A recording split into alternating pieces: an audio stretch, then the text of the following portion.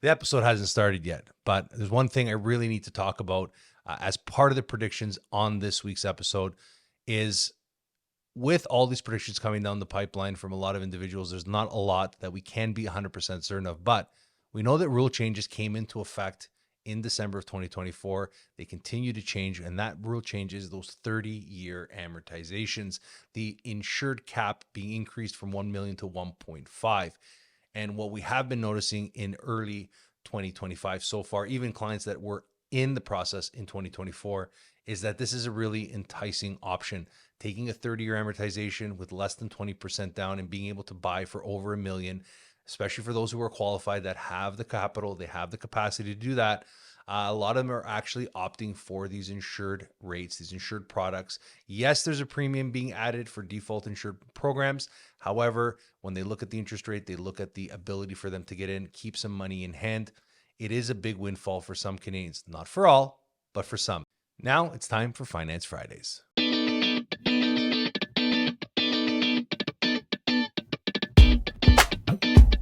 Welcome back to the channel. A lot to unpack in 2025. Wanted to talk a little bit about everything that's happening right now, especially with government, the Liberal government being prorogued right now, and what this could mean as we look forward into 2025. What are some of our predictions as we move into 2025? Obviously, a lot of people working on these predictions, talking about predictions, and wanted to share some of our thoughts and opinions on what we can expect in 2025. Once again, wishing everyone, hoping everyone had a wonderful holiday season and Happy New Year to all our viewers. We're glad to be back to kick everything off.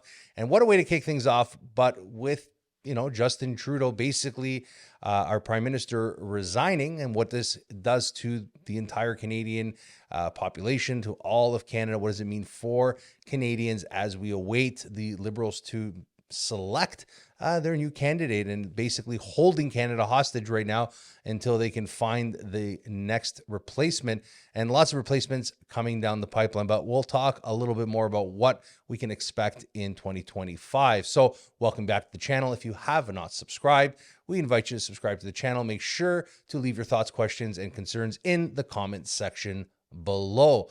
But let's get right into it. So as we look into 2025, ultimately, there's a lot of things that we can unpack. And once again, a lot of people making predictions on what is going to happen in the mortgage and the real estate market. And it's really tough to actually make any of those predictions. As a mortgage professional with with our sort of ear to the ground on what's happening, we can just look at things, maybe about 3 to 6 months out. And right now, what we do really know for a fact is that Canada will be entering an election at some point in the next few months. We'll see exactly what ends up happening. Will the Conservative government be the supermajority? What will happen at election time as we wait in limbo right now for what will happen next with Justin Trudeau? So ultimately, as we await all these changes to come down the pipeline, we'll keep you up to date with what's happening here on the channel. But most importantly, ultimately, Canada will be going into an election. So this obviously will have some ramifications on the Bank of Canada. Bank of Canada's next meeting set for January 29th. And how will Governor Tiff Macklem respond to this? The fact that the Canadian government will be prorogued until, I think March at some point, where we're going to have to see exactly what happens. But in the meantime, what's happening is we're going to have the president of the United States, Donald J. Trump, coming into power on January 20th, basically inaugurated.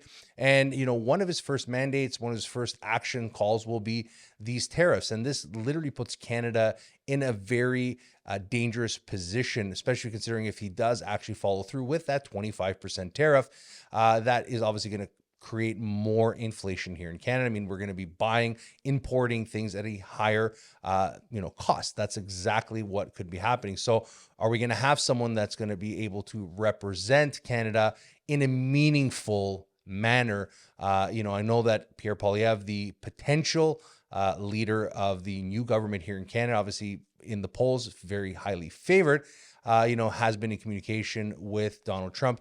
And, for many of our viewers, we don't really like to get too political, but it's very hard not to get political, especially at a time like this. So with all that being said, ultimately, we do know that there is going to be a new change in government. We do have Pierre Poilievre coming into the potential leadership race to win this election here in Canada. At the end of the day, most Canadians will agree we've had 9 years, almost, 10 maybe by the time this all ends up panning out. But most Canadians really not too impressed with what has happened over the last little while. And I do believe that, with that change coming down the pipeline, Pierre, if he does deliver on his promises to axe the tax, obviously the carbon tax, and obviously cut some GST on new built homes, we'll see exactly what happens. As we've discussed on the channel at multiple times in multiple different ways, even with Pierre coming into power, the biggest challenge is him being able to inherit this government that was left to him by Trudeau and the Liberal team. But ultimately, can he fix this problem in 4 to 8 years? That's going to be the interesting challenge. Now, ultimately, what does this really get down to the brass tacks is the capital gains. We talked about this many times in the channel. Back in June, we recall that, hey, the Liberal government was announcing this new wealth tax on corporations, and obviously doctors pushing back, and, the 66% tax. Now, really, with government being prorogued, this basically means that all this is put to the wayside. There's a lot of nuances here in exactly how this could pan out. But basically, if we go into an election, this all gets pretty much kibosh, put to the side, unless it gets passed, unless the new government sort of comes into power and says, hey, we want to sort of bring this tax back. And I really don't see that happening at this current moment. I do see that Pierre is very adamant about increasing business capital, bringing money into Canada, obviously to grow the economy, something that we know here in Canada needs a large amount of attention. I mean, we just don't have the growth. We have another prediction would be obviously that immigration. We know that immigration is going to stall out a little bit. We do have many people here, a lot of these students, a lot of these foreign workers, temporary workers that could be potentially going back to their origin country. And ultimately, how is that going to play out when we've had such a high level of immigration? We've had all these extra people in the economy consuming.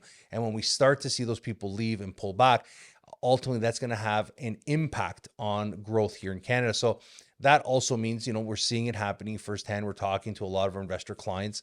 Rents are starting to pull back a little bit, especially in the GTA. We're seeing that actually play out. So that's actually going to be really good for Canadians looking at affordability, especially in some of the major hot pockets, right? Like you're looking at Vancouver, Toronto, GTA.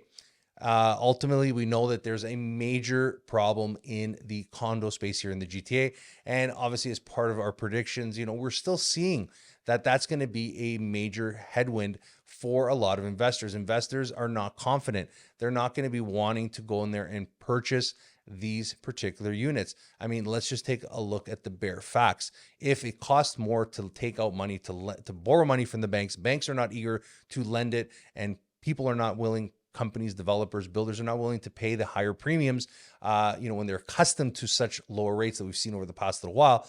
Well, are they going to be really putting their hands up to put that shovel in the ground and start really bringing out projects? I mean, really ask yourself the question, especially where we are here in Vaughan, we haven't really seen any single family developments, those towns or semis, actually come to the market. I mean, what you're seeing is homes that were already scheduled to be built being completed, but are we really going to see those new homes? I mean, this is literally the push now. They really are trying to build out single family homes. So one of the predictions that we could sort of see happening into 2025 is the fact that we're not going to see that many new single family homes being built, the homes that millions of Canadians that can afford and obviously qualify to buy, they're just not being built. So that's going to mean that the resale market may see a significant amount of activity. Now, activity doesn't necessarily mean higher home prices immediately, right? That doesn't necessarily translate, but ultimately we definitely have to pay very close attention to the single family market. And when we start to look at other predictions that are coming down the pipeline, I mean, ultimately the Bank of Canada is meeting on January 29th. And even though many economists, many analysts are sort of, torn between what the Bank of Canada is going to do next, I do still believe the Bank of Canada is going to be cutting its policy rates for the foreseeable future, especially based on the fact that we have an economic decline here in Canada. There's a big correlation. We have to understand, yes, home prices, all this activity may be stirring. At the end of the day, it's not going to be parabolic. It's not going to be like 2020, late 2020, 2021.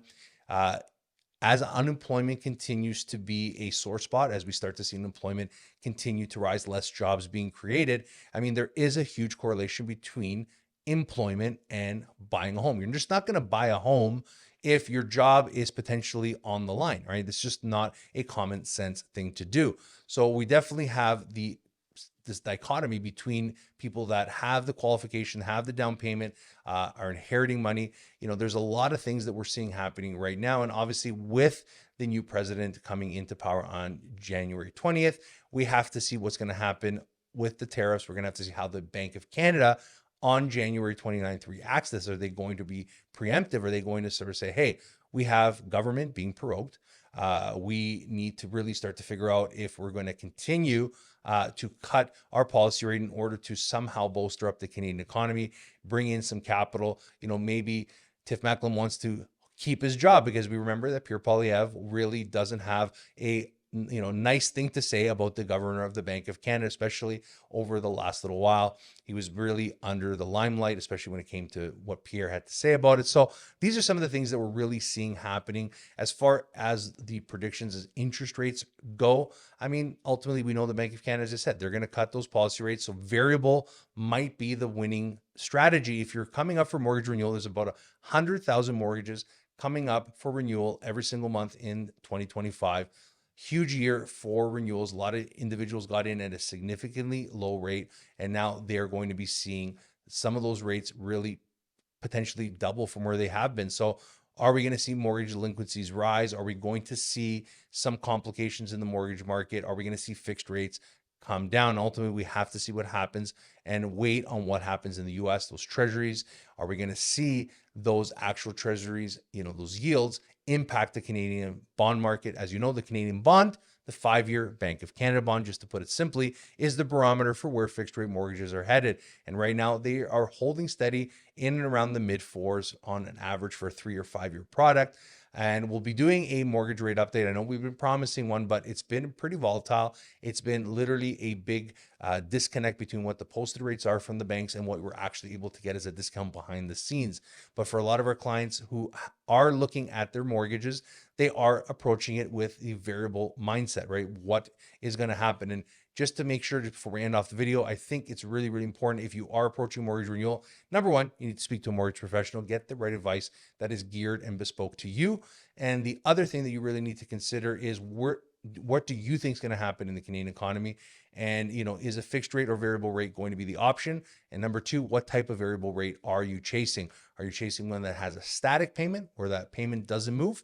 Or are you chasing a variable rate mortgage where that payment actually adjusts with the Bank of Canada? So once again, let me know in the comment section below what you think about Trudeau's resignation. Who do you think is going to be the candidate for the Liberals? And do you think Pierre is going to actually win the actual government? Is he going to actually be able to take a supermajority? Let me know what you think in the comment sections below. I really want to hear from you. But until next week, thanks again for stopping by, and we'll see you next week.